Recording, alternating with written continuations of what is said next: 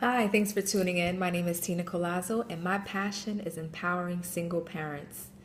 About 7 years ago, my life was like the Twin Towers. Literally, it hit ground zero. My life was full of devastation. I had the husband, the cars, the houses, the children, the career job, etc., and so forth. And it was typical. It's American dream, is what I had.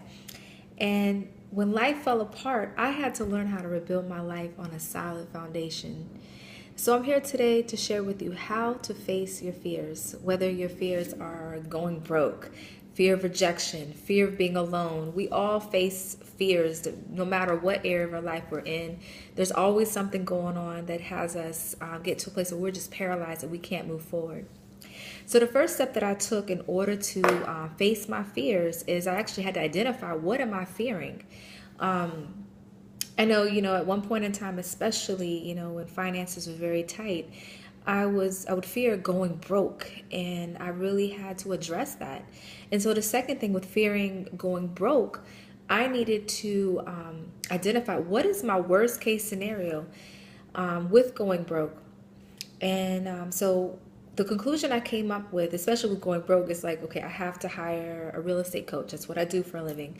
So let me hire a coach to walk me through the process on how I can get my finances back on track.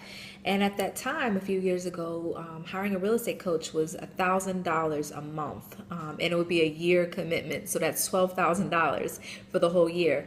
And I had to come to the conclusion, what is the worst case scenario? I have committed myself financially to owing somebody else $12,000. And if I even, whether I succeeded or failed. So that was my worst case scenario. And I had to come to the conclusion, either go ahead and move forward or die. So I went ahead and chose to move forward and hire that coach.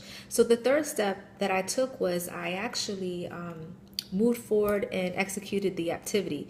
I signed the contract, the agreement for 1 year, $1,000 a month being paid on this day per month. It was very overwhelming. It made me, have a lump in my throat. But I'm so glad I did that because it changed my life. It was a game-changing decision that I made. It actually, because I want to make sure I pay my bills, it actually made me accountable. Like, okay, who do I need to talk to? What do I need to do this week? I look forward to reporting. It just made me really get serious about this because I did not want to owe someone money that deserved my money and not being able to move forward with it. Some things you can consider is, with going broke, that you have to move forward. You have to do a written budget. If you fear, being alone, you have to start going out there, getting out there, going to places and doing activities that you enjoy doing so you can meet the right people who have similar interests. So those are some things that you could do, and just give you some examples of what I did in order to move forward in facing my fears. So again, identify what you are fearing. 2, figure out what is your worst case scenario. And 3, move forward and execute that activity. Those are the 3 things that I did to face my fears.